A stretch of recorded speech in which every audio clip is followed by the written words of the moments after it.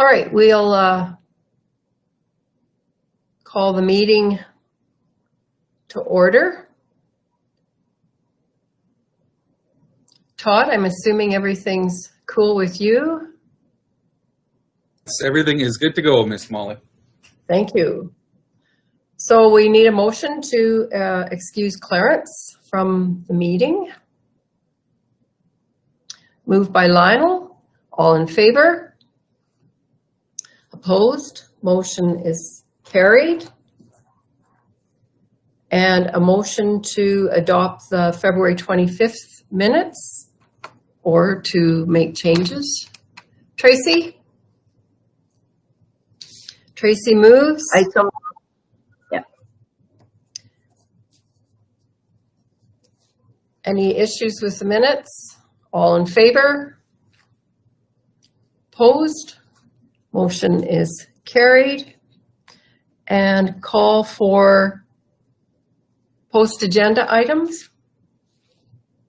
I know there are some, there's an in-camera item for sure, I believe, a couple perhaps. Matt? We have a legal. Okay.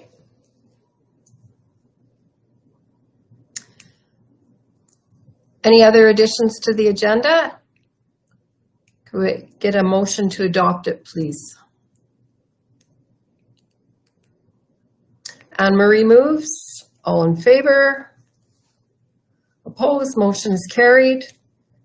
Which brings us to question period. So we'll just pause here for a moment.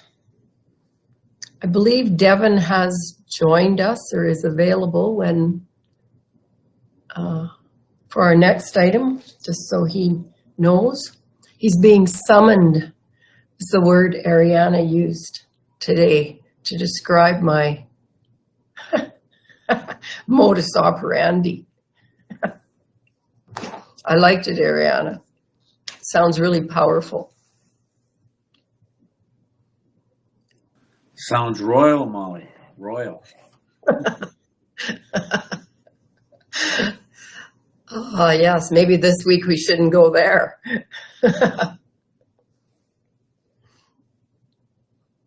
Todd, are you aware of anyone that's online or trying to get online? Yeah, thanks for the question. We have 8 people viewing today, but nobody has asked a question of you guys. So I suspect we're good to go. And if anything does come up, I'll be sure to interject and help them get an answer. Thank you so much, Todd. And I see that Devin is here for item 7.1. A few bylaws that we need to finish off today, hopefully. Welcome, Devin. Good morning.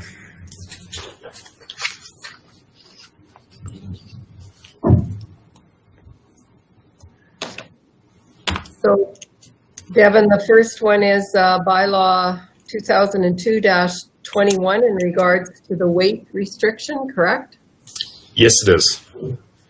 Yeah, and this one was read first reading on February 25th, and municipal enforcement were just proposing for second and third reading of the bylaw today.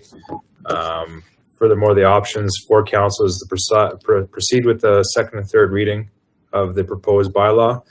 We add amendments to restrict tidal maximum units in the County of Newell, or continue using the current weight restriction bylaw, which is 1979-20. And the recommended action is that the council proceed with the second and third reading of the updated weight restriction bylaw. Thank you. Do we have a motion for second reading? Hubie moves. Discussion. All in favor? Opposed? Motion is carried. And for third reading, Wayne moves. All in favor? Opposed? That motion is carried. So that bylaw is complete. Moving on to 7.2. So this one is proposed breach of bylaws and penalties bylaw. It was given first reading on February 25th, and municipal enforcement is proposing for second and third reading of the new bylaw. Options provided the council is proceed with the second and third reading of the new breach of bylaws penalties bylaw, or not to proceed with the second and third reading. And recommended action, is to proceed with the second and third reading of the proposed bylaw. Thank you. Would someone like to make a motion for second reading? Kelly will move. All in favor? Opposed? That motion is carried. And for third and final reading, Ellen moves. All in favor? Opposed? That motion is carried. Thank you, Devin. I think that is all that you have with us today, correct? Yes, it is, and thank you very much. Thank you. Have a good day. You too. So, Shannon, are you available for the tax bylaws? There she is. Perfect. Welcome, Shannon. We're at item 7.3 on the agenda, and you can tell us what's going on in regards to something we hear about every year, but you can refresh our memories. Thank you.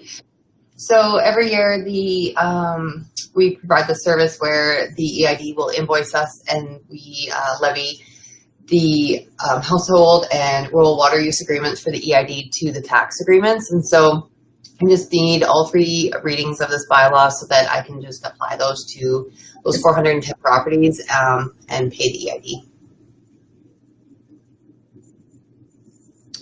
Any questions for Shannon? Brian?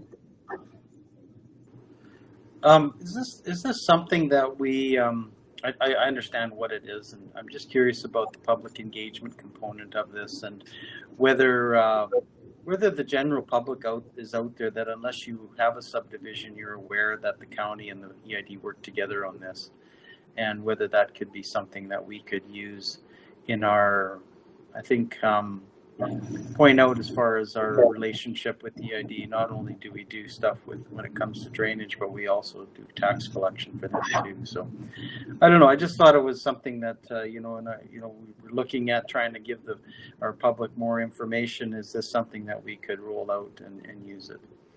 But with that, I will make first reading for this. Thanks, Brian. I can suggest to Morgan, if the rest of you feel it, I think it is a worthwhile piece of information. People like to hear when our organizations work together and are collaborative. I was amazed, maybe it's always been there, but there are a lot of properties involved when they're all listed like that. But I will take it upon, I'll take on the job of letting Morgan know it's something that we think would be of interest to our ratepayers. Kelly?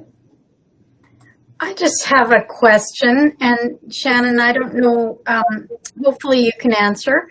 If I was buying a property, would I know ahead of time that this levy would be added? Is it on the title, on the back of the title? I don't know if it's registered on the title when you pull it. I could look that up. I know I do get some phone calls from ratepayers asking about this and explain how it works.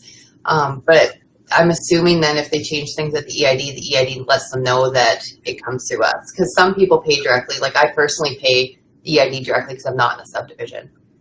So if you have, so if you're in a subdivision, I think you go this way, but individual people out in the middle, like I pay the EID directly myself. Yep, thanks. It just came to mind that it would be a shock, or I hope it's not a shock for buyers. I've never had any negative comments about this. It's because it's one less bill they have to look after paying, right? So yeah, thank you. Anne Marie? So a question for Shannon. It is a quite extensive list of names. Is that a lot of work for you? No, like I just sit and throw them in and then do a review after to make sure there's no data entry errors. But it's like, yeah, every year it gets a little bit bigger, but it goes pretty quick. And I have looked into, because I have to enter it each year, and I have looked into the software to just carry it forward, but it's just not able to perform that for us. Thanks.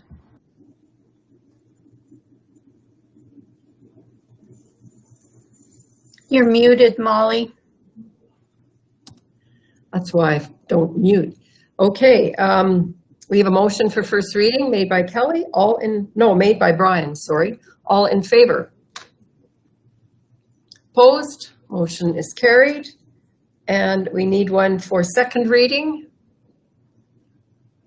Anne Marie moves. All in favor? Opposed? Motion is carried. And for consent for third reading, Tracy moves. All in favor? Is there anyone opposed? Seeing no one opposed, that motion is carried, and we will move on, carried unanimously, and we will move on to third reading. Motion for third reading. Lionel moves. All in favor? Opposed? Motion is carried. Taking us to the next one is 7.4, special tax rolling hills. Shannon, anything here to say? No, that's actually it's the exact same bylaw that came before you last year. None of the information changed. It's just updated again for this year's bylaw number. Any questions in regards to this? Wayne, did you have a question? No, I'm just going to move. Okay. Wayne moves first reading. All in favor? Opposed? Motion is carried. And for second reading, Hubie moves. All in favor? Opposed?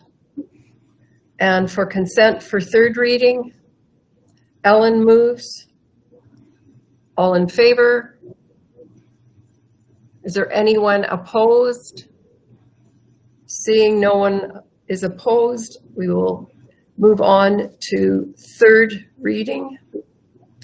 We need a motion for Tracy moves. All in favor? Opposed? That motion is carried. For the Rolling Hills Communal Raw Water. And then we move on to the same thing for Scandia. So we will just carry on. We need a first reading for that bylaw. Lionel moves. All in favor? Opposed? Motion is carried. Second reading. Hubie moves. All in favor? Opposed? And consent for third reading. We need a motion. Moved. Kelly moves. All in favor? Opposed? Is there anyone opposed? Motion is unanimously passed. And so final third reading motion moved by Tracy. All in favor? Opposed? That motion is carried. Shannon, anything else for today? No, that's all I've got. Well, thank you. Thank you. Thank you so much. Have a good rest of your day. Thanks. Ag service business. Todd, does it work for you to do that in actual order on the agenda? Absolutely. I'm at your disposal. Once I'm summoned, I will be right here. Thank you. All right. Well, some really great things have been happening. I think anyways, we're getting really geared up for the season. Some of our seasonal staff starts in mid-April. So that's exciting for us. That means that we can get outside a little more frequently and hopefully get our hands dirty. We did our hiring. We had to hire 6 new seasonal employees this year. And Will and Catherine went through that process. And I think we have everybody signed up. So that's exciting.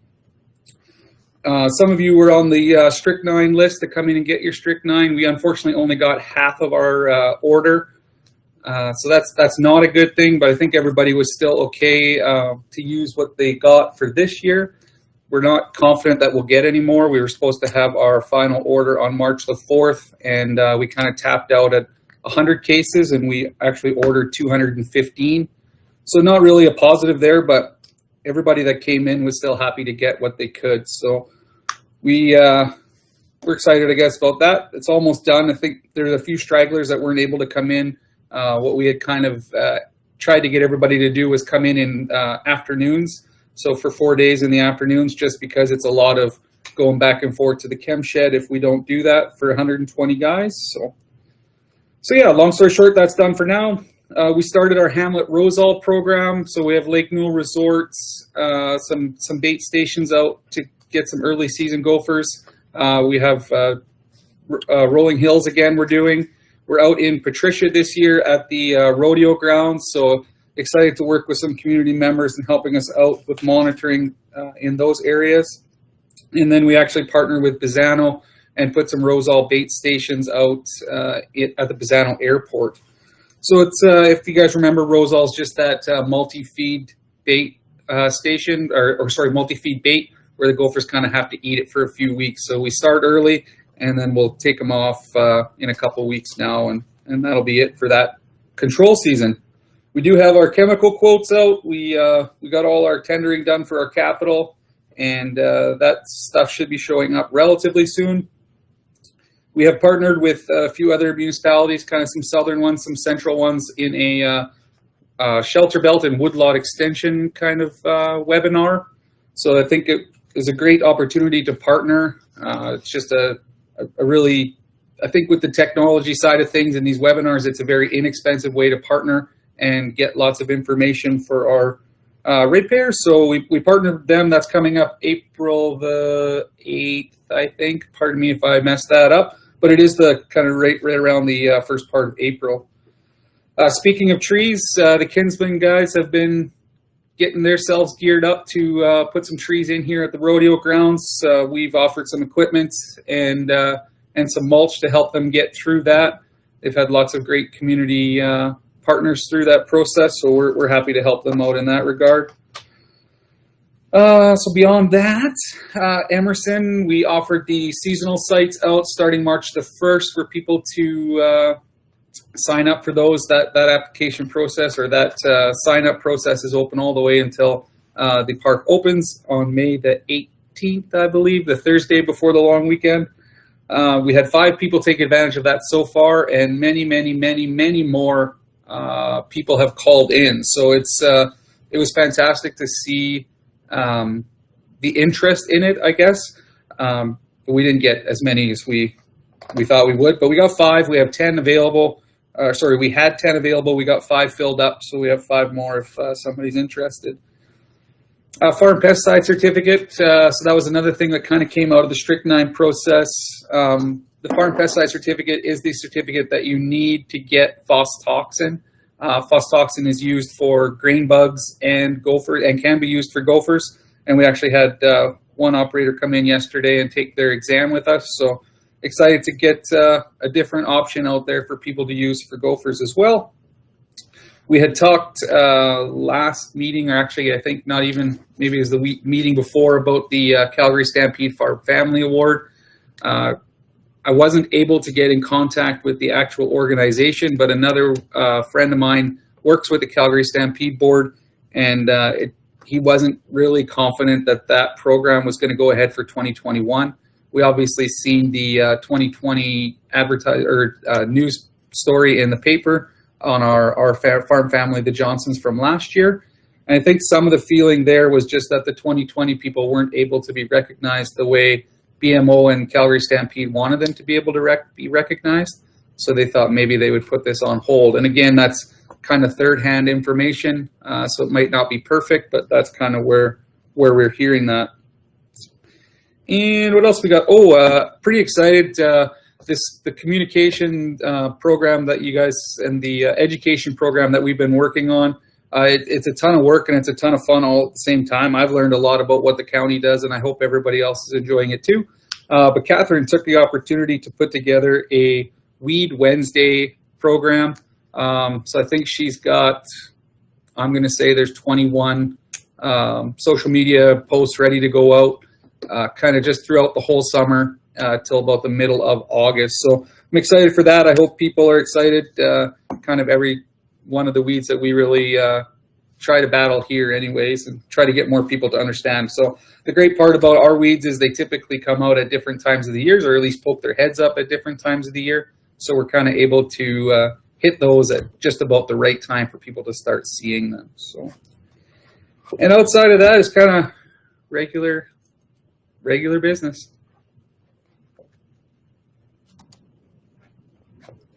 Thanks, Todd. Any questions for Todd? Marie. Todd, can you give us an update on the trees that you were going to plant with the Kinsman? Yeah, so that was originally the Kinsman kind of started going through that process last spring even. We put in for the TD Bank has a TD Tree Days. We were kind of accepted under that program, but then they canceled that program due to COVID and stuff like that. Just the restrictions were going to be too much. So they weren't able to do that, but they have secured funding for trees. They secured funding and partnered with the EID for some water delivery and I believe a turnout. And if there was some cost sharing there, I wasn't involved in that.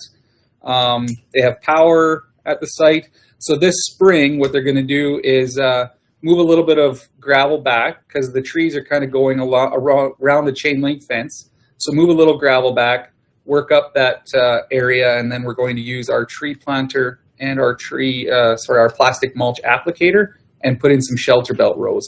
I believe the last design drawing I seen, there was 3 rows of trees. So their goal is, in 10 years, they'll have some wind protection there, as well as obviously beautify the area. So.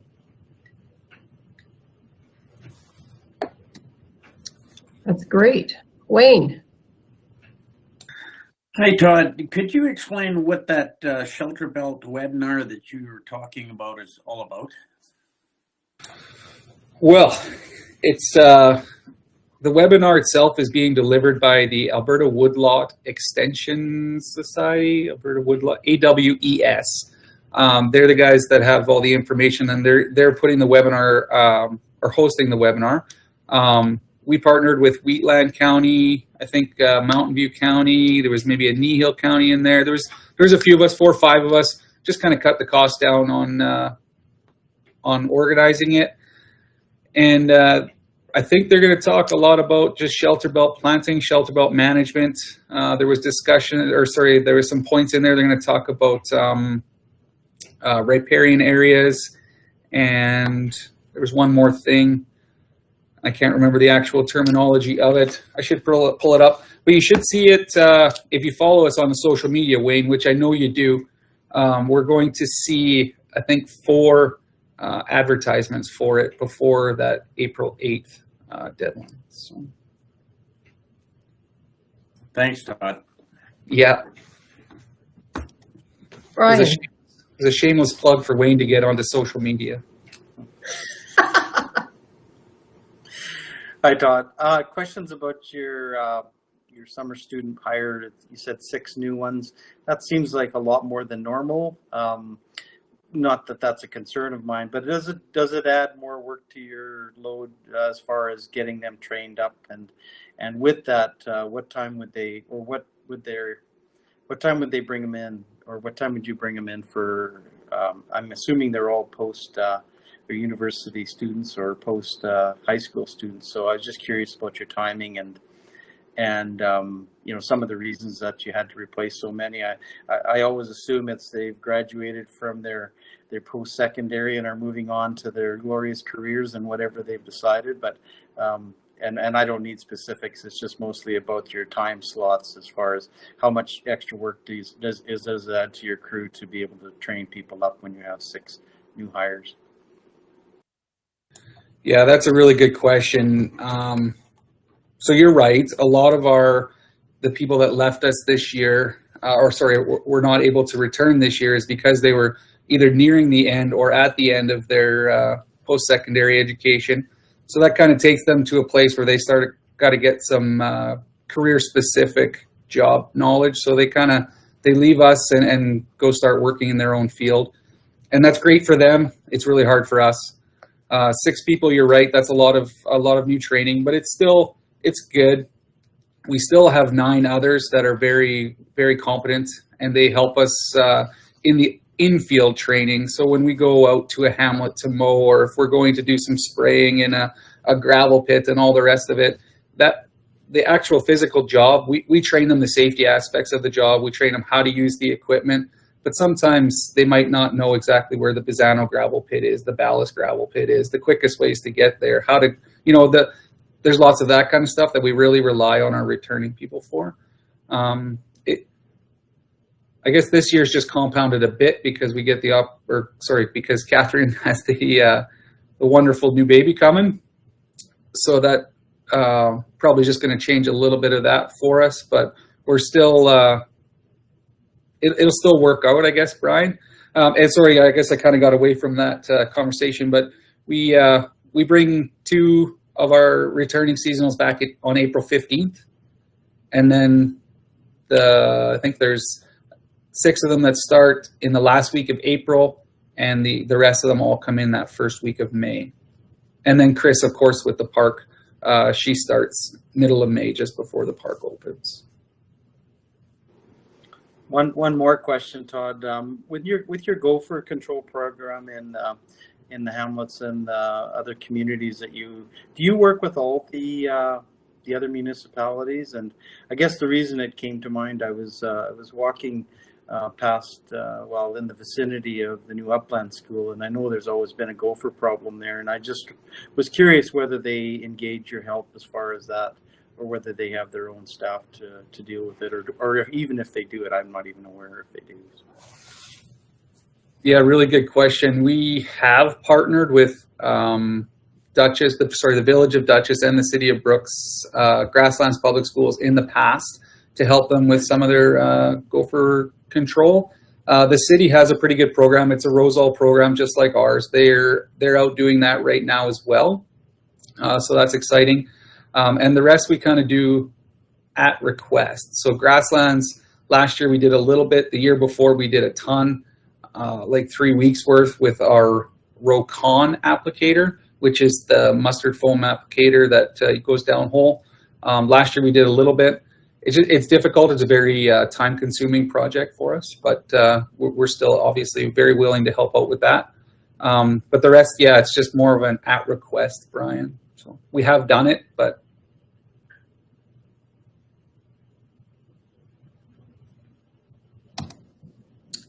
Anything else? Hubie? Thanks, Molly. Todd, about the zebra mussel scare, could you kind of elaborate on that, on these moss balls, where they're coming into the country or something? We'd seen the... Yeah, that was a heck of a scare. And actually, and this is why I'm on social media, Wayne, is because I like to hear about all these crazy things that are coming at us. But my understanding is they are moss balls that are coming out of the Ukraine, I believe.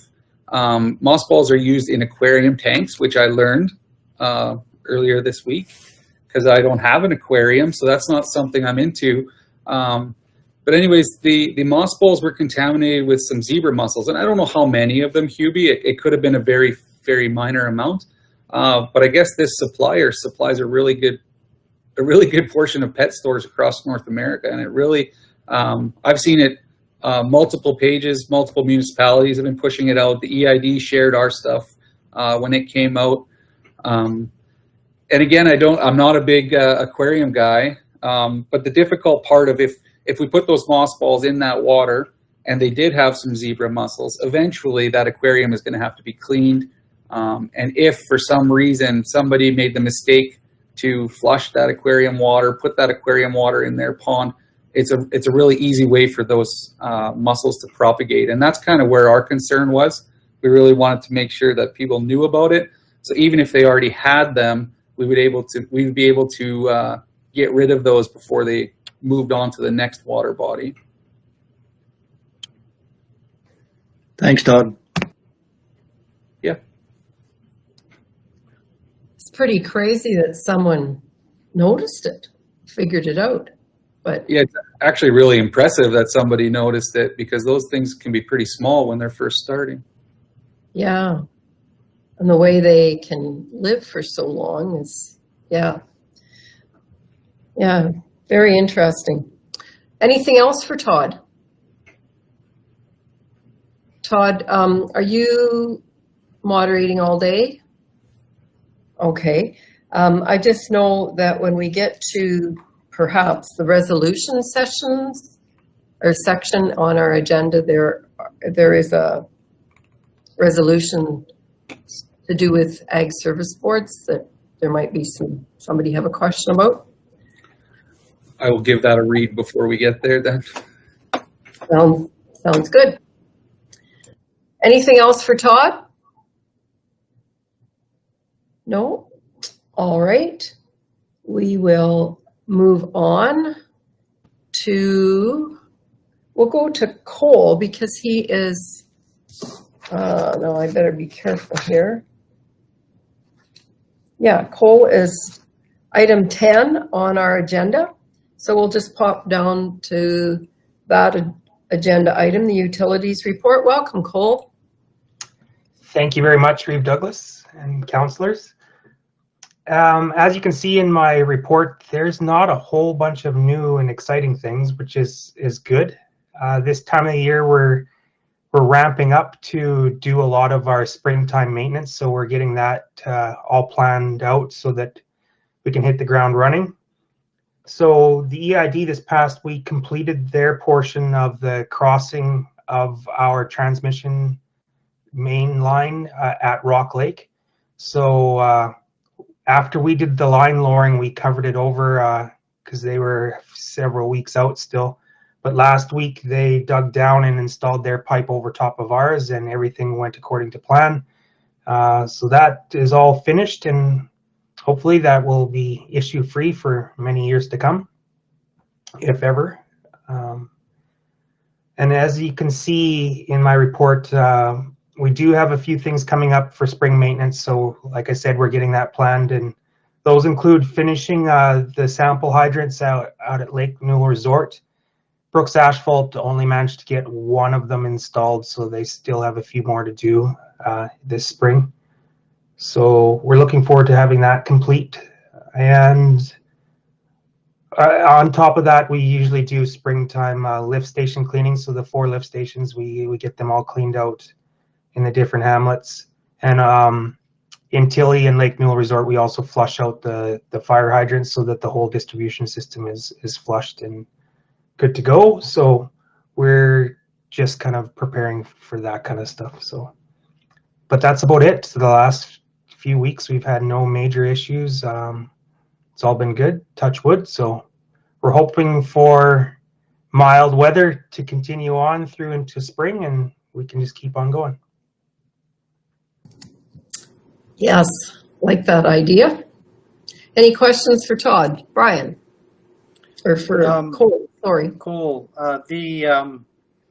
that line crossing that you mentioned over by Rock Lake, the EID's got another pressure line that they're going to be attaching to that same, like a smaller one. When you guys did the line lowering, will that accommodate that line also, or do they have to do? Are they going under it, or I mean, I'm not sure. So I was just wondering if you were aware of that. Actually, I'm not. They didn't mention anything about that part of it to me at all. So I'm assuming that won't be an issue if they haven't approached us about it. Okay. Yeah, but there's a 30-inch line. Yeah, just to bring you up to speed a little bit, there's a 30-inch pressure line that they're replacing, and they're routing pumps from Rock Lake down to the pressure system that's down close to where I live there, and that has to cross in the same vicinity as that line that you mentioned.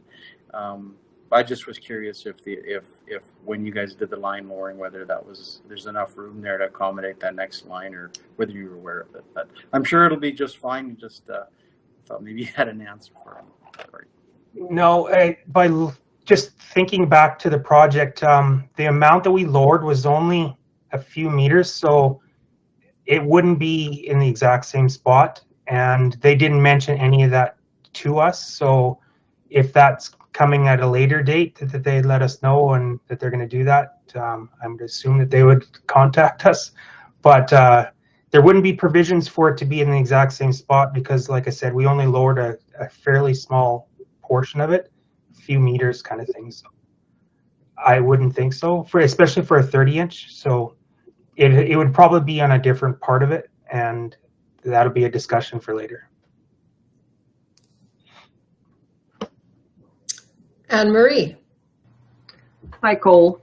Any Hi. more hookups for the spring to our county water? No, None. no, I haven't seen one come across my desk in several weeks, if not months.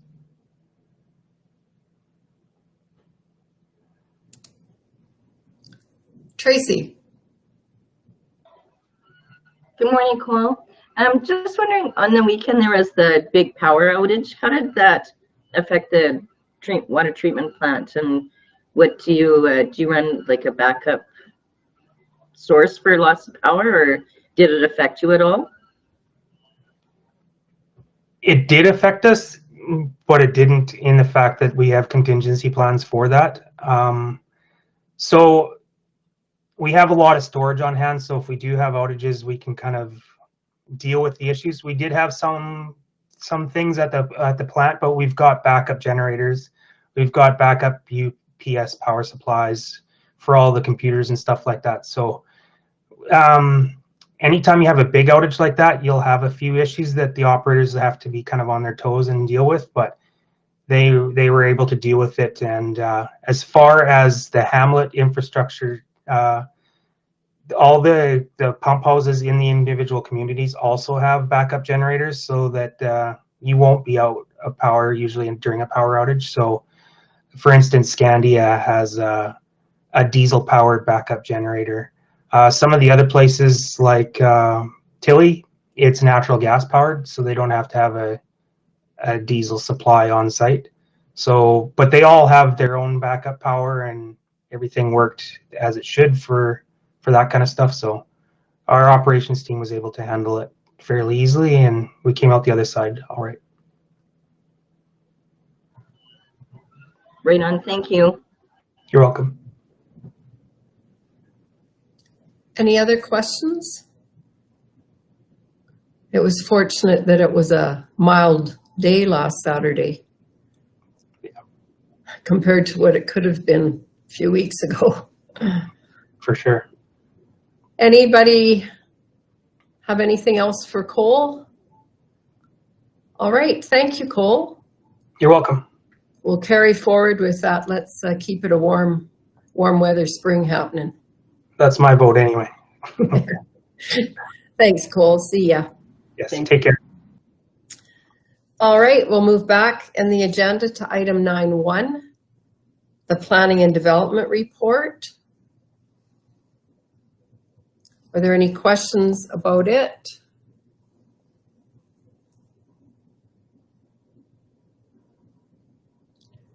And if there are none, we can accept that report. Kelly? Kelly moves acceptance. All in favor? Opposed? Motion is carried. Which takes us to item 9.2, which is a policy that has come back to us that Lane, if he's available, can bring us up to date on. Hi, Lane. Good morning. Stuart's actually going to be coming in at 11 o'clock as well to discuss this and one other item. But yes, we have circulated this to each of the partner municipalities involved in our emergency services and have received confirmation that each of those councils are prepared to endorse the policy. So with that being the case, it is appropriate for council to formally adopt the policy as is, unless there is something else that you feel needs to be noted in the final document. And was there anything from council that you wanted to ask about or make changes? Otherwise, we could adopt that policy.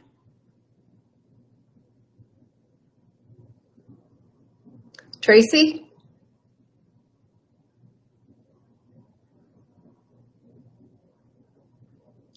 Tracy's moving the adoption. Yeah. Sorry, motion to approve. All in favor? Opposed? The motion is carried. I see that Stuart has turned on his camera as well. So Stuart, was there anything else that you wanted to comment on? We have adopted the recognition of donation, and obviously your colleagues thought it was a good thing too. It went through the county and it came back unanimous that everybody liked it. So I think the good thing there is we're going to stay consistent throughout the county now on how we go forward with our donations. So yeah, I'm very excited that it was approved this month. Thank you. Thank you. So Stuart, we will move to item 11.2 on our agenda. And this is in regards to a Halo Air Ambulance training fundraiser. If you want to tell us about it. Yeah, excellent. Thank you, Reeve, and to the council.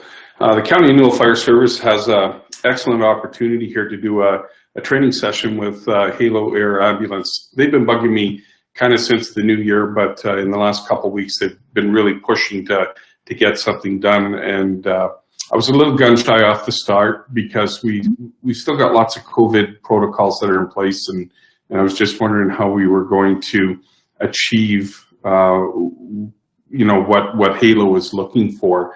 And so in conversation with them last week, I think we came up with a plan, and I think our other hope is that by May, when this event will happen, maybe restrictions be lifted just a bit more, and that'll help us out with the fundraising end of things for them.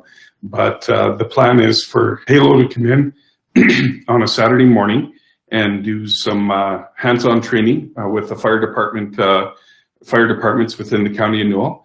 And then after that is done, they wanted to do a bit of a fundraiser, so we were doing a little bit of spitballing on what that might look like, and probably just like a hot dog or something, and people come down and give a donation for that hot dog, and that would help Halo out a little bit on recouping some costs. So with that, I actually approached Dutchess Fire Department and the Dutchess CAO, and they agreed that they would hold it. The event itself will be held at Nordstrom Metals, which is just right on the edge of Dutchess there. Nice big property where we could put land the helicopter, have lots of social distancing spacing for our fire department personnel. Typically in years past when STARS has come down or Halo, we've had roughly about 50 firefighters show up for that training, which is an excellent turnout of the county annual fire services. It's about a third of the whole county annual, so I'm pretty pleased with that. And so our hope is that we will have the social distancing spaces, and we'll have hopefully that many firefighters be allowed to show up for that. And then after that's done, we'll have a lunch, and I think the plan was to possibly bring some of the old vintage fire trucks down with some of the new fire trucks that we have within the county annual, in particular our newest one there from GEM, the light duty rescue truck, and bring it down so we can show it off a little bit. And fire trucks typically tend to draw people in to have a peek at them and see what's going on. So we hope that it'll be a success. And if we get the council's blessing today, the plan is to actually have a meeting tonight with Halo and just talk about those details. And tentatively right now we're thinking May the 1st or May the 8th is when this event will happen. So with that, we had a couple options here. Basically, we were just looking for, I guess, council's endorsement that this is a good thing and that we should move on and carry on with doing this. The cost is zero, or to be honest, there might be a little bit of cost on the fire services end of things, just to help out with the lunch so that they make some money. I think the good news is we have a promotional budget within the County of Newell that'll help with that. Duchess has said, Duchess CAO has said she would commit some money for that as well. And I don't have 100% agreement yet, but I think the City of Brooks is also going to help and pitch in with that a little bit. And we're hoping that with that, it'll generate enough money to make hopefully a really good donation at the end of the day for Halo helicopter service. So with that, I guess my recommendation is that we accept this and the council endorse this event that's going to happen. Thanks, Stuart. Sounds good. Brian. I think it's a great idea and a great maybe drag that county barbecue out there to do some cooking too and get our name out there. I would make a motion to endorse this Halo training event. All in favor? No, and Marie, question. Molly. Question, sorry. Yeah, sorry, I wasn't quick enough. My question is about the training part, Stuart. So the helicopter will come, and will the firefighters do training with putting people in the helicopter, taking people out? Like, what's the training part? Yeah, that's exactly what it is. One is the fire services always lands the helicopter. So we have to have that 33 meter or 120 foot by 120 foot cleared area for the helicopter service. And then there's a particular way where the controller that lands that helicopter, he has to stand in a certain spot upwind, know how to work the batons as the helicopter's coming in, know when it's that time to kneel down, all that good stuff. So that part of training will be done. And then the other part is loading the patient onto the stretcher, into the helicopter, how the helicopter opens up so that we can assist them and of course get those patients out as quick as possible. So yeah, it is loading and unloading. Maybe not a physical person on the stretcher, but it'll be the stretcher for sure going in and out of the helicopter and opening the hatch out back to slide them in. So.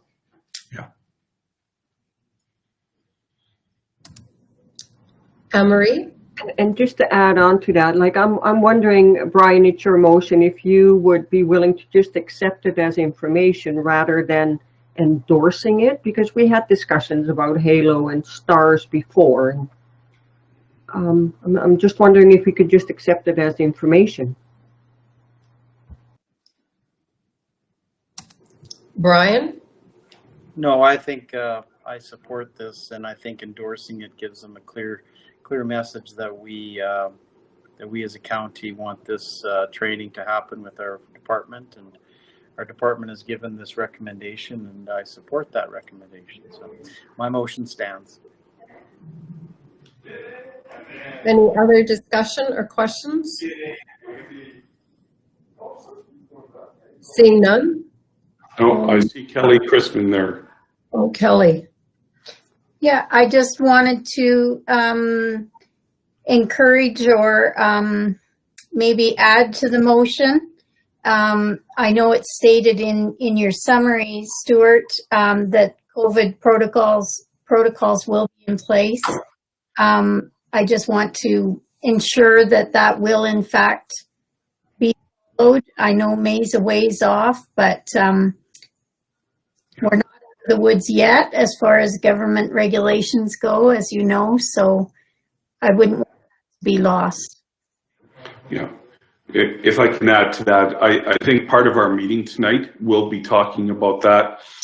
In particular, I think we have a good plan on how we're going to spread the firefighters out while the training's going on. I think our protocols have to be more based around the people and the public that are going to be coming in, and how many do we allow on the grounds at a time. I do believe the plan is for the parking to be on another lot, and I apologize, I can't remember what the name is, but there's I guess a walking path from this lot to Nordstrom Metals, so the people will be coming that way. So truly the plan is going to be to have control at that parking lot, and if we're starting to get too many people coming into that area, we just ask them to hold in the car for a while, and then as people come out, we'll allow more people to come in. So definitely protocols will be in place to ensure the safety of everybody. Just a different question, Molly, if I can. Yes. So this brings up an interesting point. Our volunteer firefighters have to train by STARS protocol and also by HALO protocol. Yeah, it is a good point, but the good news is there's no difference. Really, I think both are the same. I think the biggest difference between HALO and STARS is typically HALO and EMS load the patient, and we don't. Our job with STARS is basically just to create the landing pad for them and making sure that they're 100% safe to come in. And of course, that deals with overhead power lines, stuff that's lying on the grass that could get caught up in the rotors, and there's a whole bunch of other things, but those are just a couple things that we have to do to make sure that the helicopter is ready to land safely. So with STARS, it's basically just landing. With HALO, we do assist to get them in there, but I'll tell you that 9 times out of 10, even with HALO, their helicopter people and the EMS typically load them in. We just learn how to do it just so that we know just in case. So. Thank you. Thank you. Any other questions? I don't think I see any. So we will vote. Brian has moved that council approve this item as information and endorse the proposed training fundraising event for the HALO Air Ambulance Service. All in favor of the motion? Opposed? Motion is carried. Thank you, Stuart, and hopefully things will continue to unfold in a positive manner with uptake of vaccinations. And yes, yeah, my anticipation is it's really going to start changing here as more and more vaccinations come out. We can see our numbers going down, so let's just hope it keeps going that way and we can start getting back to normal here soon. So yes, a wonderful thought. Wayne. Just Stuart, on your email you sent out here a couple of days ago on the fire hazards, I've been talking to people around my area, and we're all saying the same thing, that the vegetation is high and stuff. So are you going to impose a fire ban right away, or? After consulting with the fire chiefs yesterday, and it's kind of funny, I'm listening to Regional Water. They're asking for a nice, warm, mild spring, and I'm really hoping for a wet spring, a really wet spring. It is extremely dry out there. After consultation with the fire chiefs yesterday, I apologize. There we go. After consultation with fire chiefs yesterday, it was decided that we would just do an advisory right now. But after we were done our conversations, and a lot of those conversations I send it out by email, and then I text everybody the exact same email, and then we end up talking by text. So maybe that's why you didn't see the end of everything. But I did say at the end that we would put the advisory on like we did yesterday, but we're going to revisit this in 2 weeks. If we don't get significant moisture really, really soon here and sustained moisture for some time, it is really dry out there. That 95 acres that we lost on Tuesday, was it? It was in no time flat, and it was right across that field. And it's a field that had lots of water in it, really moist down below. It's that dry vegetation up top right now that it's tall and it'll run away, and we'll have a lot of trouble trying to contain it. I think a lot of conversation with our firefighters and our fire chiefs, and they make a good point. Who are we putting this fire ban on for, or this restriction on for? Is it for those people that are being careful and all that kind of stuff, or is it, you know, for the unfortunate accident that happened on Tuesday where, you know, a well company is just trying to light a flare stack, and unfortunately the flare hit the grass and got things going. So that's definitely an accidental fire that happened, and so at the end of the day, who are we protecting? But I say, as in particular with fire bans and stuff like that, it's to protect those people that really don't realize how fast that wind's going to go once they light up and once it gets kicking. Because I've seen it where it's been no wind to 20 kilometers an hour, and before you know it, it's across a section or two, and we got lots of work to do. So I know that was a long-winded answer, but yeah, we will readdress this in 2 weeks if we don't see any moisture here, because we virtually have none out there right now. Okay, I'll change my hope to a mellow spring with lots of rain. Yes, how's that? that'd be okay. That'd be perfect. Okay. Hey, Stuart, while we have you here, just curious from your experiences, and because of the, you know, the angst in the province in certain communities regarding the centralized Alberta Health Services system of dispatch, I guess, or EMS, and in my views, no system will ever be perfect. But how do you feel about it, or what's your experience with it? I think with the centralizing of the services, I don't know that it's that terribly bad. If I can offer an opinion about EMS and our ambulance service and the way it works right now, I believe EMS is extremely stretched out and problematic.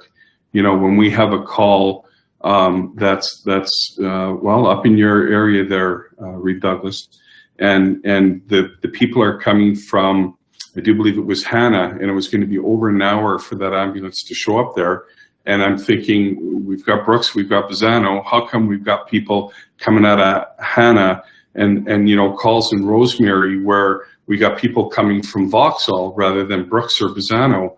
And you're going, we have two areas here in this county, and how come? So my concern is more the way they've stretched the service out, and where I'm concerned, our lack of a response. You know, as a fire service, we work really hard to have that overlap so that we make sure that everything works. And I do understand that financially we need to be fiscal that way, but at the end of the day, I don't know. I think the service is broken a little bit that way.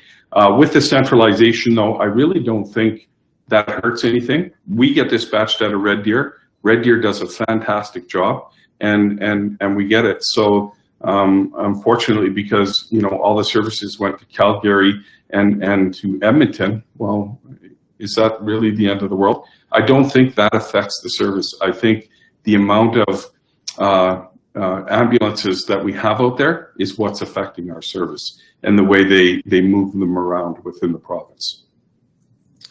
Okay, that's interesting to hear, and helps me understand it a bit better. Sure. Thank you.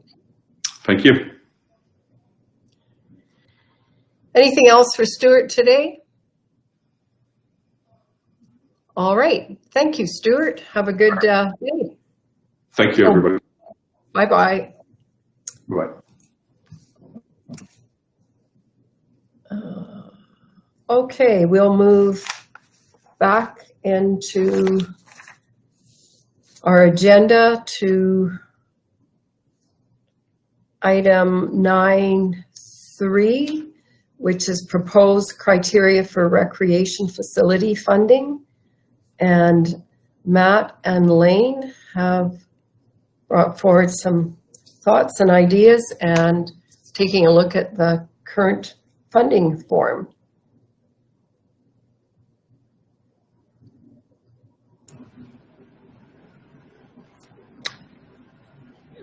Thank you, Reeve Douglas. Matt, are you wanting to take the lead on the introducing this topic? You're good to take it. I'll chime in. Okay. So this is a continuation of discussions that have taken place previously with council about recreation funding. Of course, during the last meeting, you had a couple of applications that had been submitted by organizations that are looking at upgrading facilities.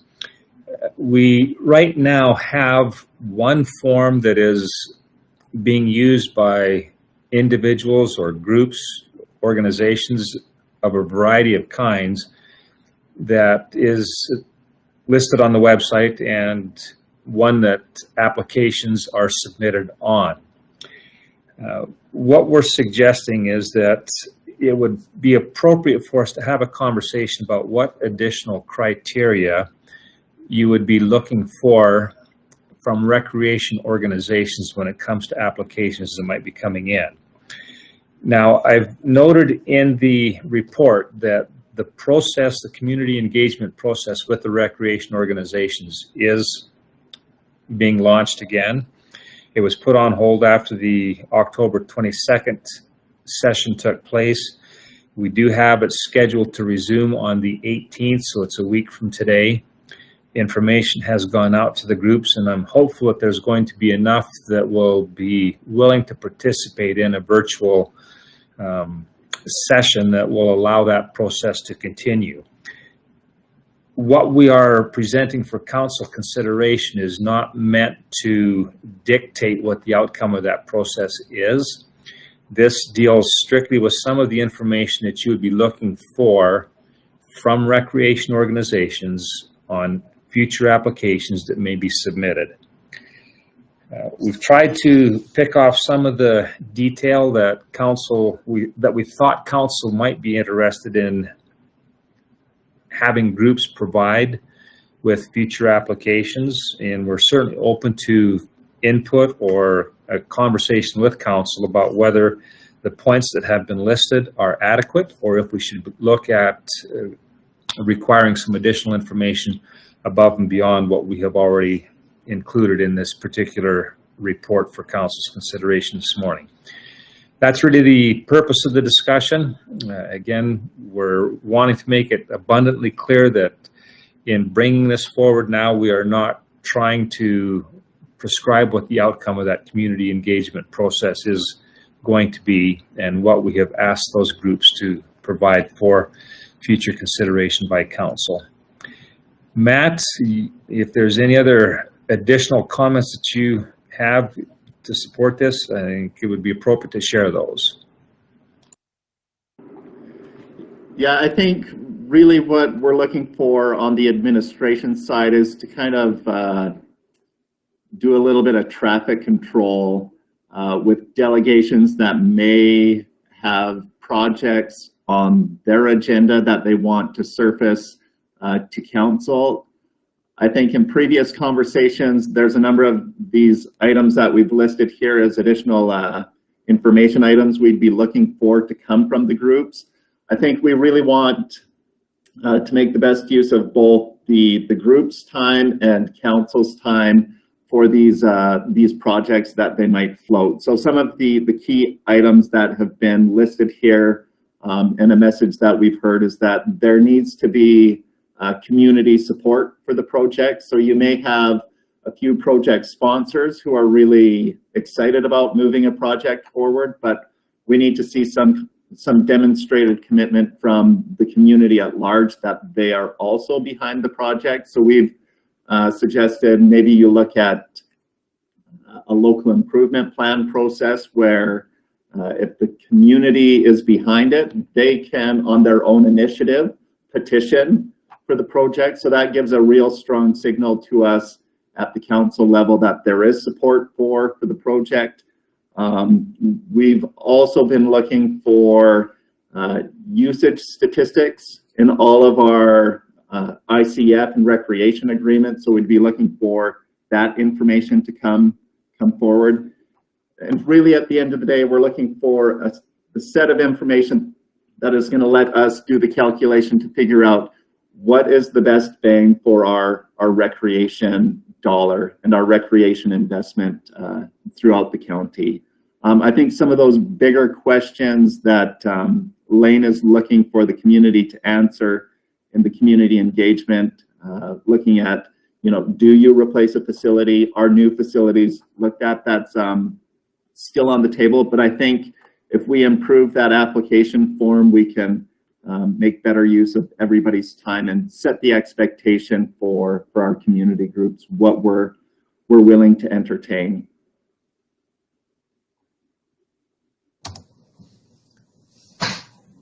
And there's certainly some good suggestions in the request for proposal.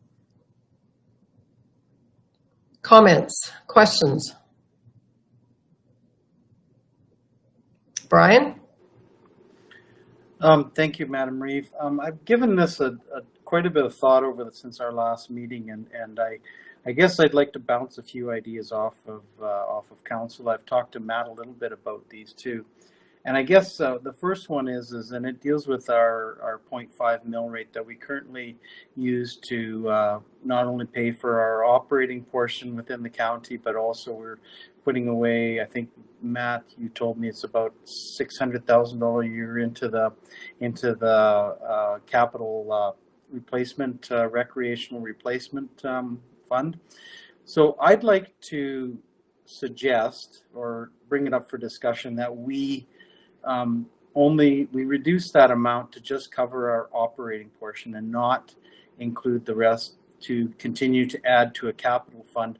That really, if you look at if we would adopt something that's similar to what's been outlined here, that 50%, we would have sufficient funds in there to accommodate most anybody that or any group that would come to us if they met the criteria. Plus, we would also be able to fund some of the partnerships we have within the rec groups as far as the ICS with their others, at least for some sustained years anyway. So I don't see the point in continuing to add to a capital fund that really is already at over $5 million. And so with that, I guess by reducing it, you also allow groups like, and I'll pick on Tilly a little bit, that came in. If you take that margin of the difference between our operating and what and the 0.5 mil, it allows those groups to come in and say, okay, we want to petition out a special tax for like the Tilly project, so that they could raise some money to help out with their 50% if it's their choice. I mean, it's a petition that they would be able to petition it themselves, and that gives them some room within that if they decide that that's a valuable thing for their area. The other thing that it does is that if you do it by division, it's not specific to the community of Tilly, it's to the hamlet of Tilly, it's to the whole area of that division. And I think that makes a little bit more sense to me, because if you lived right outside the community that was doing this, and again, I'll pick on Tilly, if it was just the hamlet, that project I think would be supported by the people in that whole community. I would hope it would. And if you lived right outside, you should be willing to pay for some of that too on the special tax. The one part about the special tax that I'm not sure how it would work, and maybe Matt, you could clarify this a little bit, but I don't think it should be applied to all like linear properties. I think we have to keep focused on the people that use rec facilities, and by that it should be just on identified properties within that area if they decide, if that would be decided. Because it's pretty easy to say, well, we have a huge oil and gas footprint in our community and they're going to pay 70 or 80% of this cost.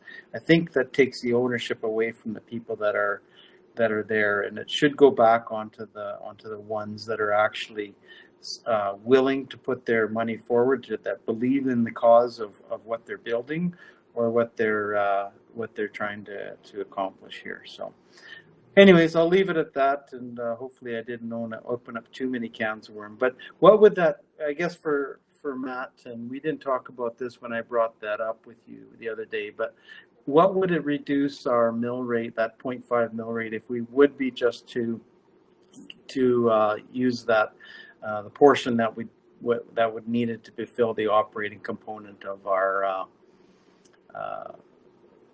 our commitments to rec facilities, rec operations within our county. I don't know if that's sort of catching you unawares. I should have given you a heads up, but I'm just curious what the 0.5 mil would look like instead of a 0.5.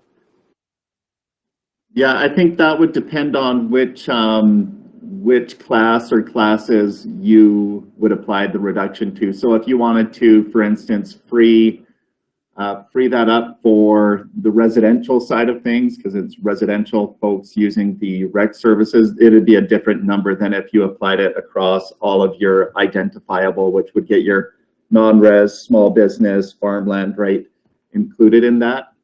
I think when I did a back of the napkin calculation for the balance of that 600,000 and change that's going into the rec fund, now it's about a 0.18 mil that we'd be looking at saving, and that's across all identifiable assessment. But I can do a few different calculations that way, so we've got some options to look at.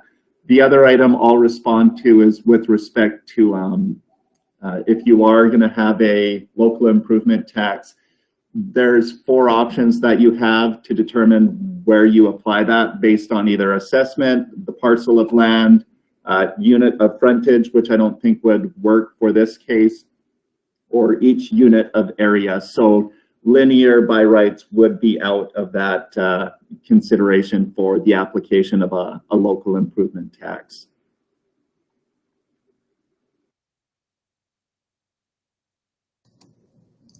Some interesting thoughts, Brian. Yeah. Other ideas? Hubie and Wayne. Thanks, Brian, for that. That was great. These groups that would like to do this, they could possibly pay back what they take in and do it over, say, a 20-year period, because that's about what, 25-year period, because that's about what it would take to run that plant that long until they start getting worn out. But that's another way they could do it too, is pay it back that way. Kind of like a loan.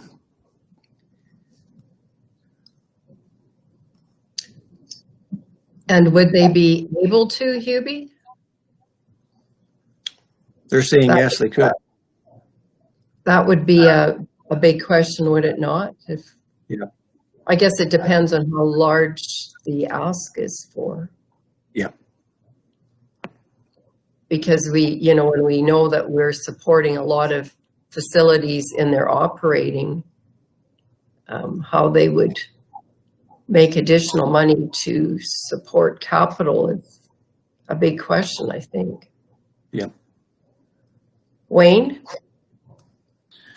The trouble with trying to pay these loans back is there's not very many of these organizations that actually, they struggle just to pay their operating costs. There's very little profit that they can put towards paying these loans off. And like Matt said, that I think over a 20-year period, that would be an improvement tax or something along that line. But if we go back to where Brian says, say, set it at per division, aren't we going back to where we were before, where each division was setting a mill rate for for funding their recreation. Like I think Tilly was up to what, 3 mils or whatever at one time, or 0.3 or something like that. And then we decided to go across the county at 0.5.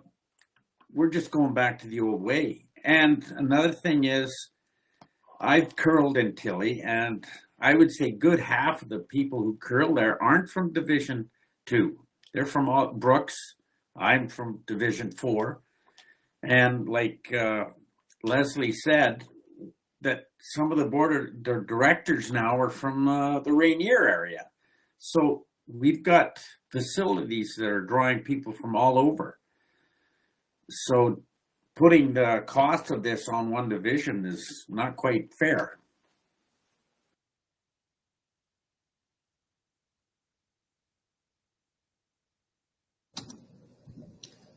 Anne Marie? That was a good suggestion, Brian, to kind of think of different options. I like the suggestions that Lane and Matt put in front of us. Like, if people are motivated to do a project and can come up with 50%, that is a different approach than but giving them a loan, because a loan will not necessarily show that commitment. As far as what Wayne is saying about going back to the old system, I could see that too, except we have now 5 million already saved, so it's a different approach than what we originally had. I'm just, trying to talk it through, and would be interesting to see what other people would think. Matt, you had your hand up. Yeah, so I think if I understand Councillor DeJong's proposal correctly, the operating commitment is still funded from the county at large. So we would not be looking at individual mill rates to support the operating.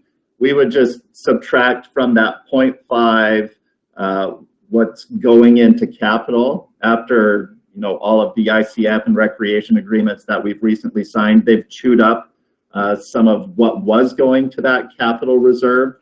So we'd subtract that. That would give capacity to a community to absorb a local improvement tax somewhat.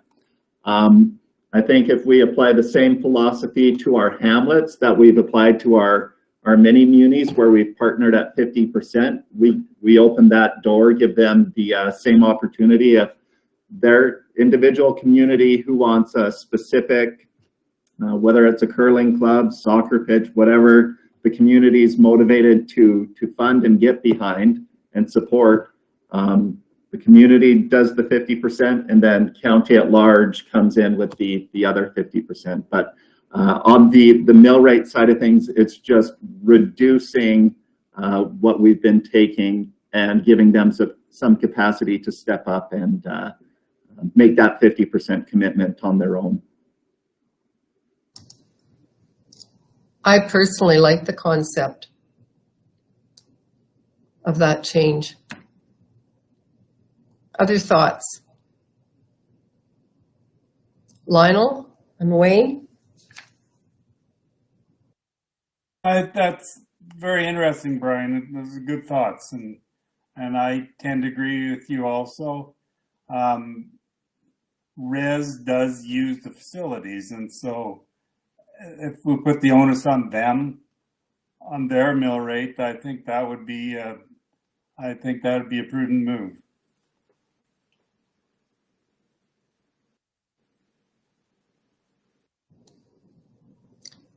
Wayne? Yeah, and I can support Brian's point of reducing the 0.5 to where we're covering operations across the county. I have trouble with one division though, supporting getting all the having to support through their taxes what the county contributes to a capital project.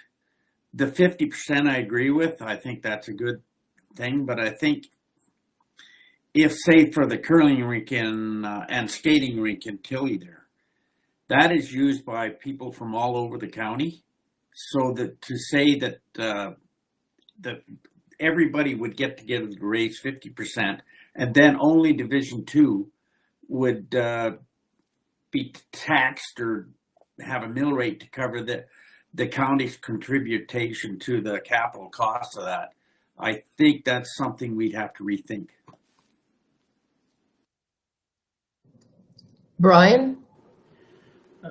Good comments. I guess I look at it more, and I'm just going to use myself. I don't think there's any area in the county that I haven't used at some point in my life. Like I've years ago we got married in Gem and used the Gem Hall. I played hockey in the Rolling Hills Arena. I played hockey in Tilly.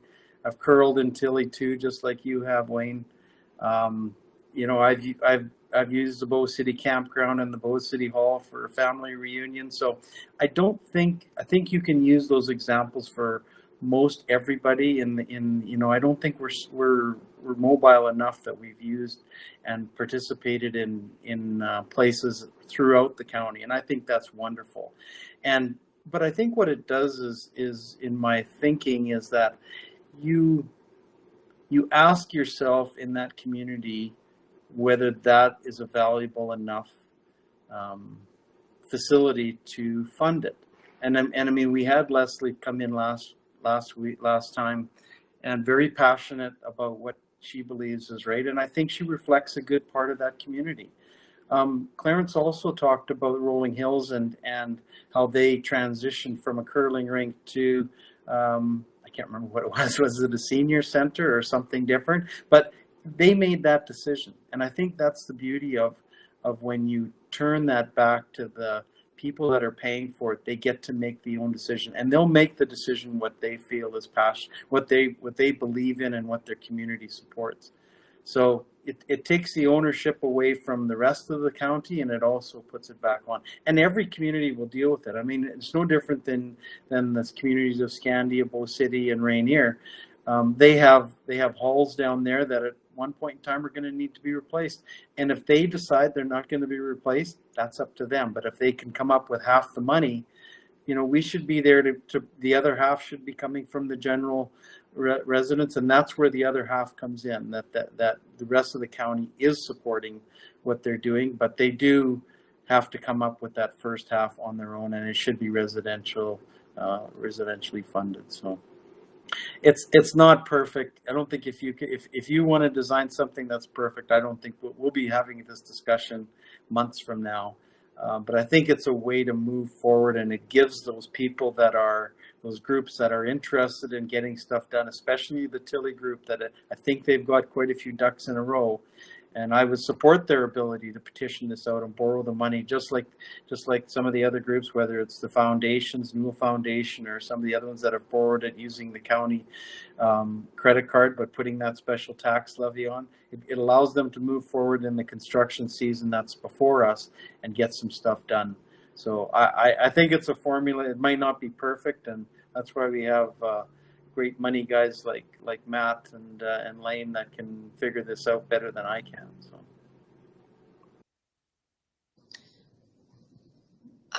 Tracy and Wayne, and just wondering for today's discussion, what all do we need to actually put in place, Matt or Lane?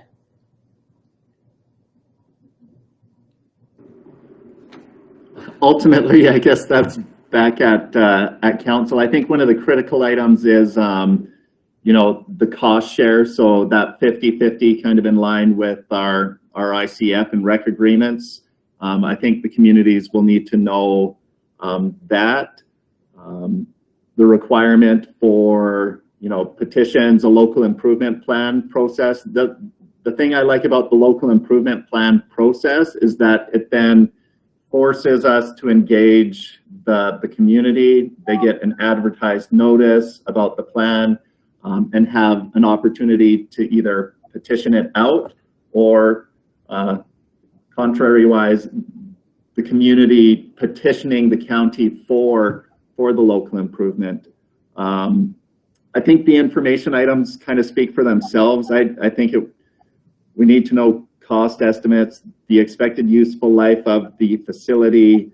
We want to know the number of users, impacts on operating costs. Is this going to save you operating costs in the case of Tilly, which was the case?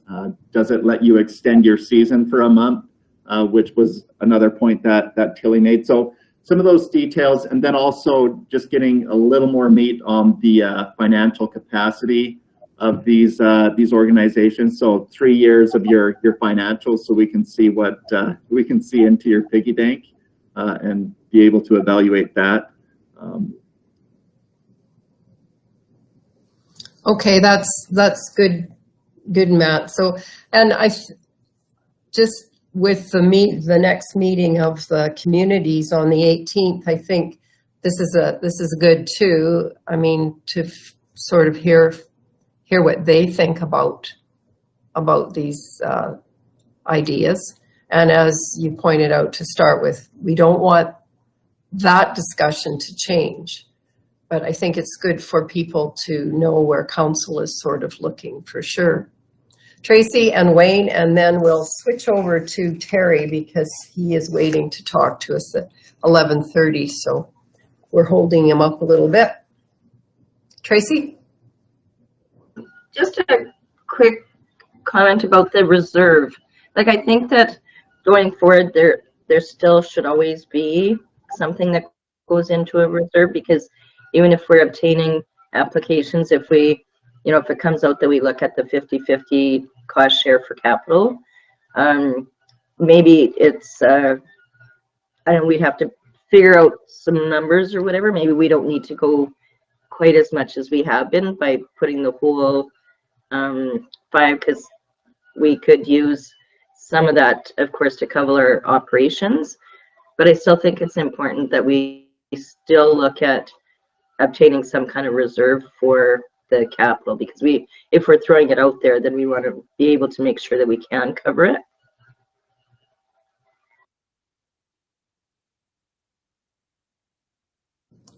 And we have about over $5 million at present. So I guess, I mean, that seems to be a fairly good hunk of change. I guess that could be an ongoing discussion as to how big it needs to be and how low we'd let it go before we'd have to figure out how to get more. Wayne? We can probably discuss that problem when we review the budget before we approve for this year. And as far as what Brian was saying, I must have heard wrong because I agreed with the last statement he said, just about everything he said. So I'm good with that. Okay. So is that enough? How are the rest of you? Are you okay with some of these ideas? And I'm seeing heads nodding that communities have to have a big stake in the decision. And so by adding more thoughts, more items to the list of things to consider is important. Kelly? I agree. And further to that sample or that application that we have on file, that needs to be updated as soon as possible. That has not been reviewed or edited for many years, and we definitely need more information and a terms of reference or something added to that application as soon as we get it, because groups are wanting to upgrade, and this is what we're giving them. It's not quite enough. Just my thoughts. No, I think that's totally accurate. And interestingly enough, I think because of the way we've changed a lot of the funding, this application I haven't seen for a long time either. So it's good. So Lane and Matt, is that enough to sort of move forward with on some changes to the application and perhaps some more information on the money and the mill rates and the operating capital concepts moving forward? Okay, see that your head's nodding. Hubie? So Elaine, this meeting next Thursday, is this going to be held virtual or at a hall next week? Information that we've sent out is that it's going to be a virtual unless there's a change in restrictions that would allow it for an in-person meeting. So that is the plan at this point. Okay, thanks, Lane.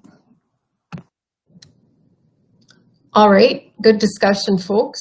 We will move to Terry Schroeder's items on the agenda, which are on start, I believe, item 10.3. Is that correct, Terry? That's correct. Okay. Thank you, Madam Reeve. Good morning, everyone. So, kind of torn about weather like everybody else. I really want to see warm weather coming on, and I think staff are pretty much the same way. We always have that great debate when we start removing our wings on our plows and our sanders. I kind of have a feeling that if we ever did that right now, we'd probably get like 3 feet of snow 2 weeks from now. So just a heads up, we'll keep all the equipment rigged up for another month just to make sure that we keep the snow away. Yeah, the dryness spooks me a little bit. It is ugly dry out there, but it's time for spring. We got to get out of buildings, get out of houses, and enjoy the weather outside. So anyway, I have three RFDs here for council to consider. I guess the biggest thing is in the last 3 years, we made some pretty significant changes to how much calcium the council puts down in the neighborhood and around the county there too. I mean, and in a nutshell, over the last 3 years, we've removed about well over 60 kilometers of calcium the county pays. These are like long stretches of roads that we've traditionally put down for heavy haul roads or heavy traffic and stuff like that. Always sent out notices to residences that they're losing the calcium in front of their place. It's been fairly quiet. I mean, we definitely get some concerns back from residents that calcium's been moved or they didn't know about it, that they had to purchase it. Last year, we actually had quite a few residents that came in after the fact and put it down in front of their places because we quit putting it down there. So mixed feelings. I think we're making good progress, and generally, I think the public is accepting what we're doing. So anyway, in a nutshell, we have the two policies that we do our work here by, and we want to go through both of them with council, just to update them, make sure that you guys don't have any questions or concerns. So the first one would be our dust abatement, our non-residential dust abatement program. This is basically where the county, I bring this information to you, the councillor will approve it and we move forward.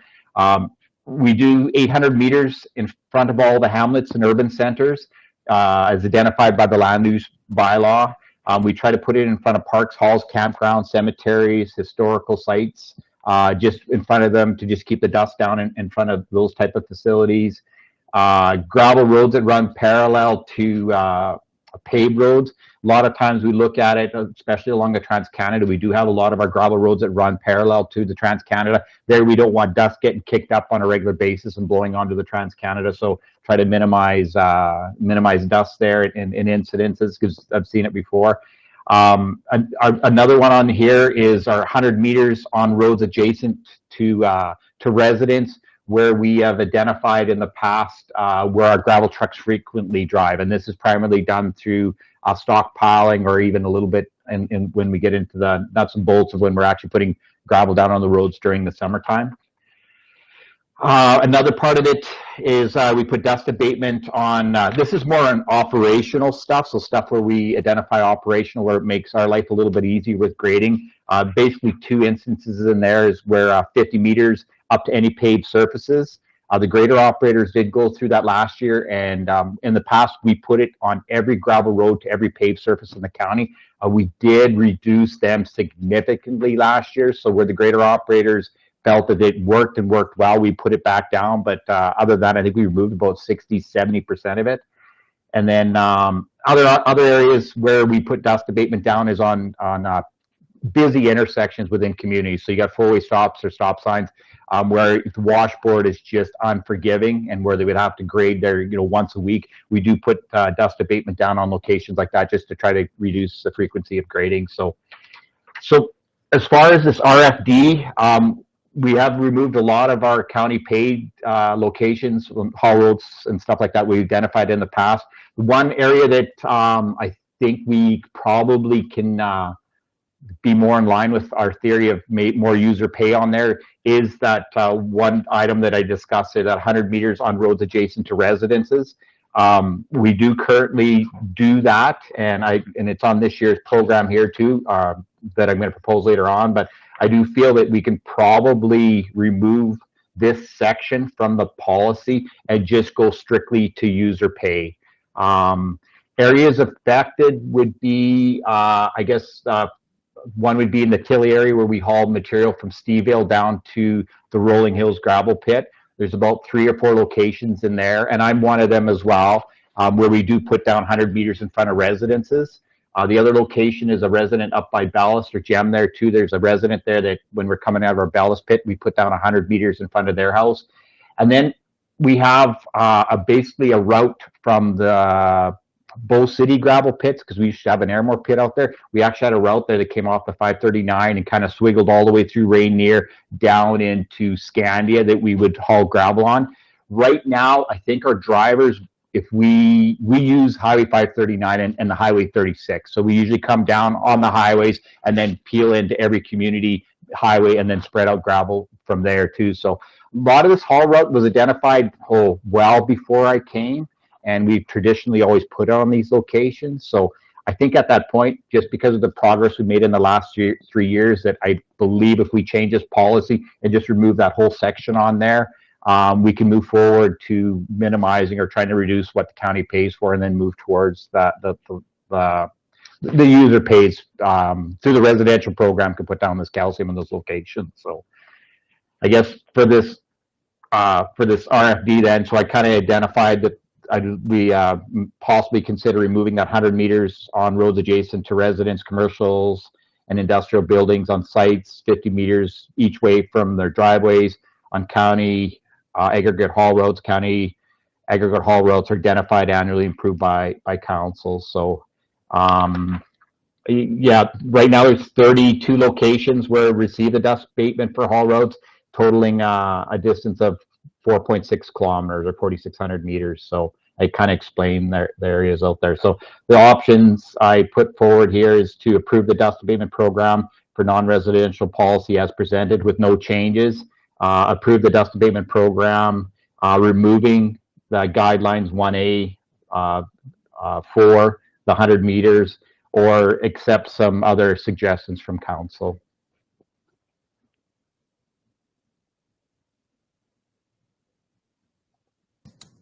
Ellen?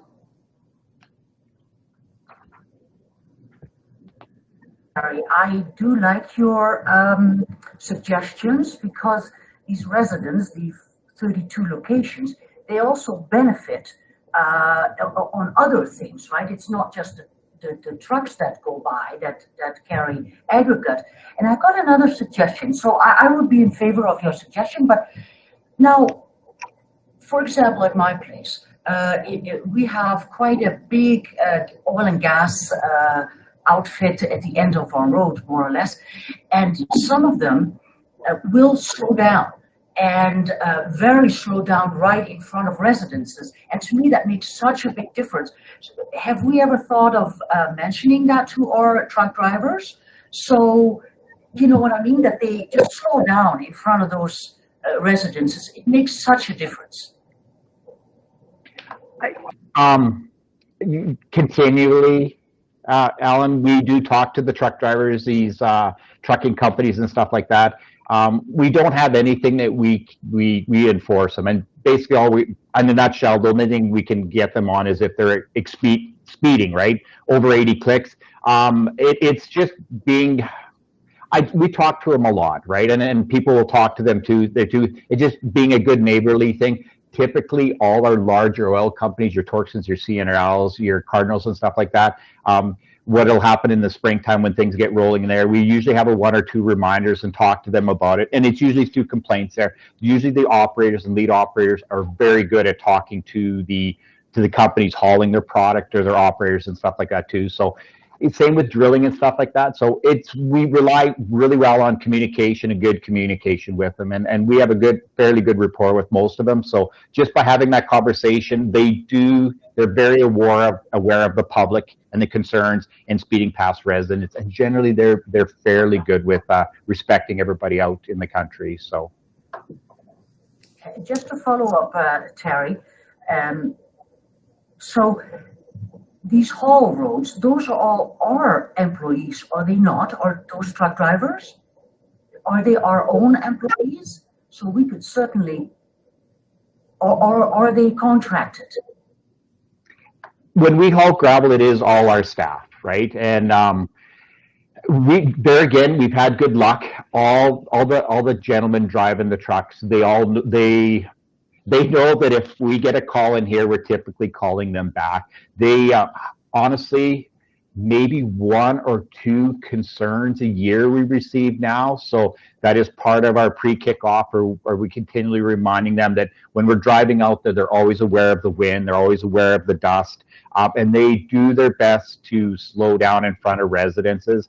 And it actually works really well. And I can go back to complaints we get. Like, we get very, very few. They're very aware of it. They know they don't enjoy us getting complaints or concerns, and of course then we're going back and talking to them. So their awareness of it is very high, and we do constant reminders, and they do remind each other too. So we don't get very many complaints on it. So we work really well with staff there too. We also will take the time to move and change routes and stuff like that too, to minimize dust going in there. I know it takes a little bit longer, but as far as getting calls in with upset ratepayers or farmers, it's worth it for us on our end there to try to keep everybody out of the dust, I guess, so to speak. So,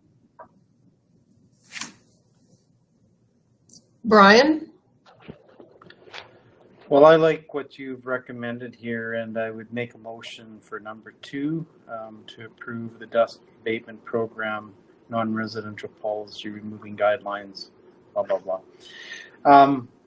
The only thing that I would wondered about whether you've considered, and I don't want you to change anything in what you've given us today, but, and I've probably even asked you about it before, Terry. Have you guys looked at alternating years, like with some of these applications? Because I find that the calcium holds up so much better than it used to, that, you know, you don't necessarily need to do it every year. And on some of these areas where maybe you don't have as much traffic, whether you could alternate years and say, well, we'll do it every other year. And, you know, because I think it would still be acceptable to most of the people out there. Just say, you know what, we're going to try it for 1 year, and, you know, we'll look at it again next year if you get a complaint about why there's no calcium put down. You know, you grade it up and hit it with a water truck, it'll probably be good for most of the summer. But I don't know. What are your thoughts on it, Terry? But as it is right now, I'd like to make that motion. Okay. Are you talking residential, the stuff that the county pays? I'm talking about this, Paul, the one in front of us, the non-res, the one right now. And, you know, just sort of to cut back on some of the costs, but still have a fairly effective one. Not on all of them. I mean, there is ones where we have a higher volume of traffic that I think we need to keep with what you're recommending. I think it's just one of those ones, like you mentioned, the one coming out of Bow City, where they use that haul road down to Rainier, and you don't use it that much anymore. You don't haul that much gravel out of there, and you use 36 and 59, 539.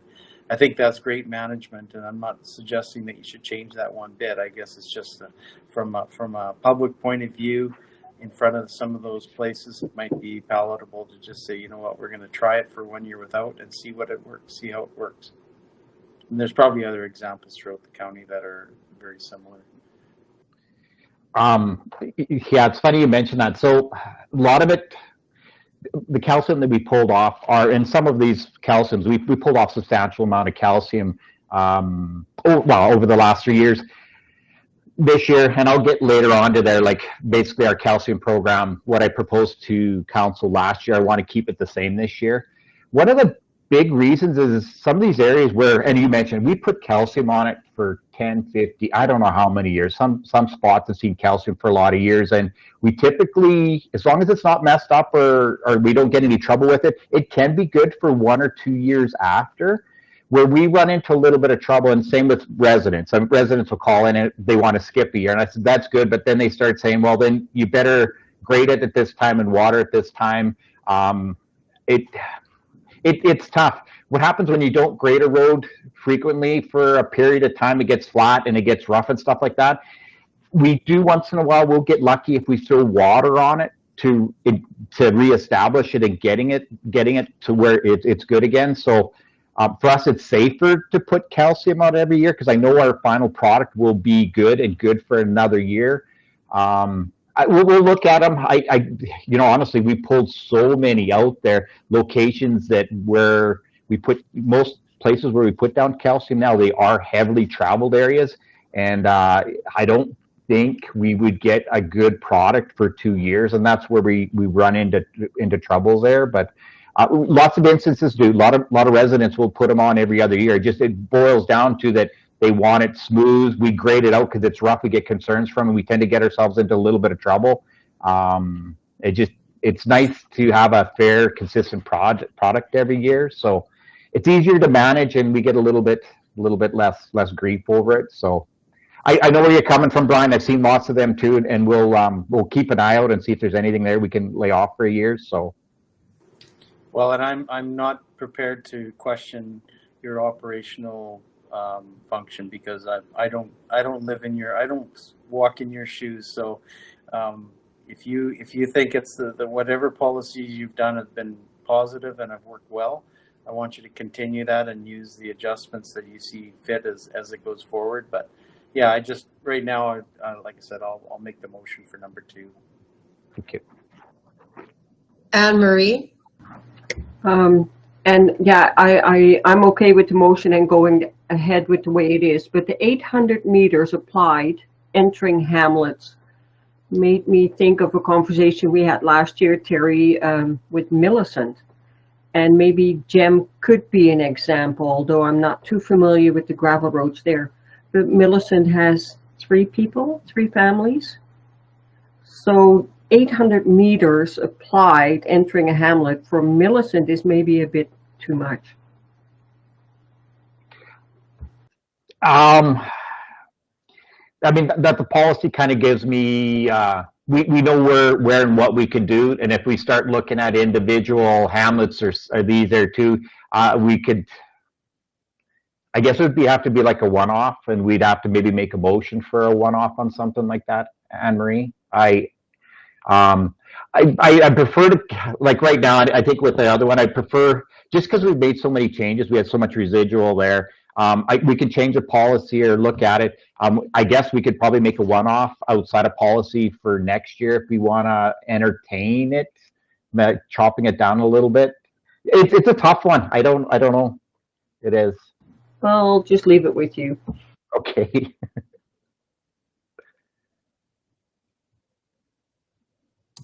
Wayne, did you have your hand up? Yeah, just a comment. Maybe we as a council got to decide what's a hamlet and what isn't. So 3 people or 3 families, is that really a hamlet? But it's really hard to unhamlet an area.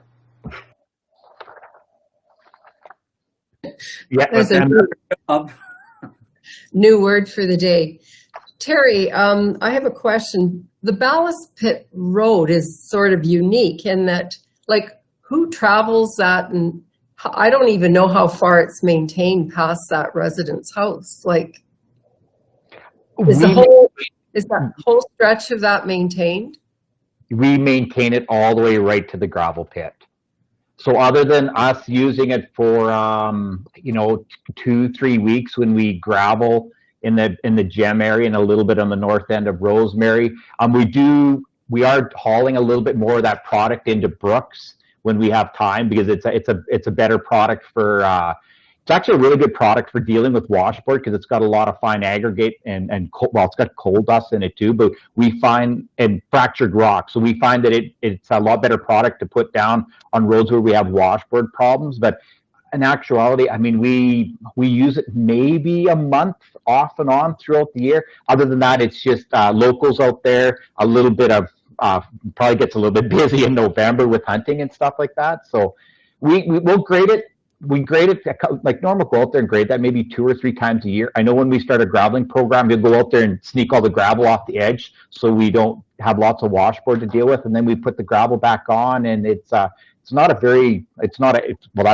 used road. There's nobody lives out there other than agriculture, cattle, and hunters and us. That's it, right? Yeah, and that's why I was wondering. So, are you going to be letting, say that the one family, the residents, know that it's on them if they want it? Yes, I was thinking. Well, I guess it's discussion. Maybe we'll cross that bit. I was hoping the policy will be changed here, but I still want to keep. Well, I guess it's up to you if we want to do. I was going to keep the policy in place. Do the calcium one more year on aggregate haul routes, and then next year enact the policy, if that makes sense. Okay. So give them a year's notice. Yeah. And then we will send out notification. That's part of it too. We'll send out notification to everybody and let them know that we're not putting down calcium in front of the residences anymore. Okay, that makes sense. Yeah. All right. Brian is making the motion that would be option 2. That is on item. Okay, that is on item 10.3 of our agenda, correct? Yes. Any further discussion on that? So all in favor of that motion? Opposed? Motion is carried. So then there's some others, Terry, as well, item 10.4. Yeah, this one's just our current residential program, our residential policy. Basically just explains it, a resident program, we're actually going to start sending out notification now. So it just allows residents to apply and purchase calcium at a reduced rate set in our bylaws, our fees bylaws. So right now I think it's like almost like a 1/3, 2/3. Went through the policy. Right now it works really well for us. It's well laid out. We don't get any concerns from anybody and stuff like that. So I guess I'm just bringing forward. I'm not proposing any changes to the policy. Leave it as is. Looking for a little bit of feedback. If we're all happy with it, we'll just adopt the policy as is and move forward. So. Okay. Someone want to make a motion to carry on with that? Kelly?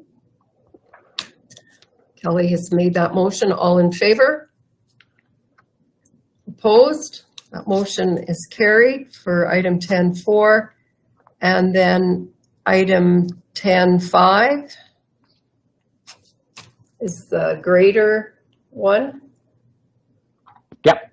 Yeah, it's our county paid program, and I see that I got 2020 proposed dust abatement, but sorry, it is actually our 2021. Our county, there was maps attached, so we did not change anything from last year. So we're still looking at about 35 kilometers of calcium we're putting down this year, where the county is paying for it. Couple of reasons. It works good. We're getting down to the tough there, where there's some stuff that it's really hard to pull off.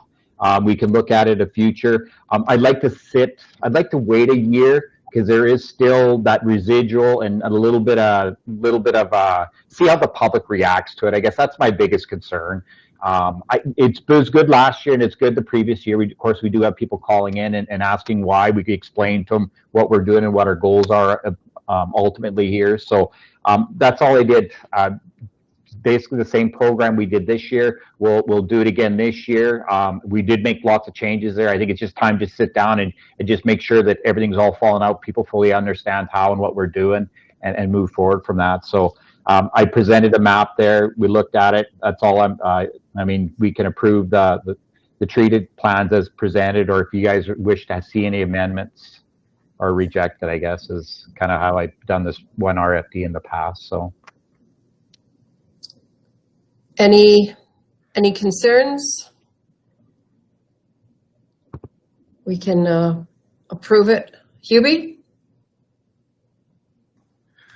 So Terry, the loop through Kennebrook Island through the residences, that's still done every year, right? Yes, we put it, yes, we do. Yeah. So we keep an eye on it. That one's a little bit unique. Will keep an eye on it. We don't do the complete loop. So we'll do the main entrances in there. That's a tough one. That one there, I try to manage with the local residents there. If there is no dust, they're happy. But the minute we start putting down full-fledged, big, wide swaths of calcium, we do get a lot of concerns in there. There's a couple of residents in there I communicate with. If we need to put it down, we put down a lighter application. We just go down the middle and try to manage it that way.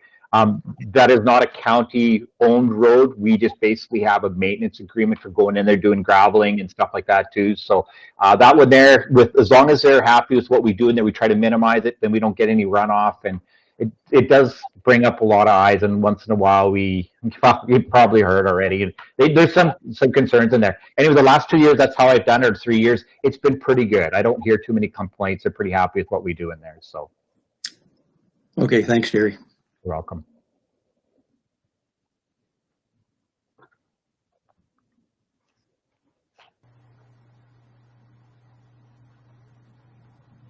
Anne-Marie? I'll make the motion to approve the county dust abatement treatment plans as presented. Okay. All in favor of that one? Opposed? Motion is carried. So does that cover it all, Terry? Yes, it does. Thank you. All right. Well, thank you. Good work on that over the last few years. Thank you.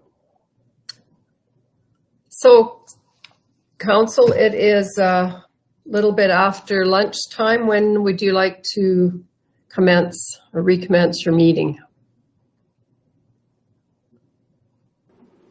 Does 1 o'clock work? I'd like to go for a walk. Okay, 1 o'clock, everyone. See you then. Half hour for you, Brian.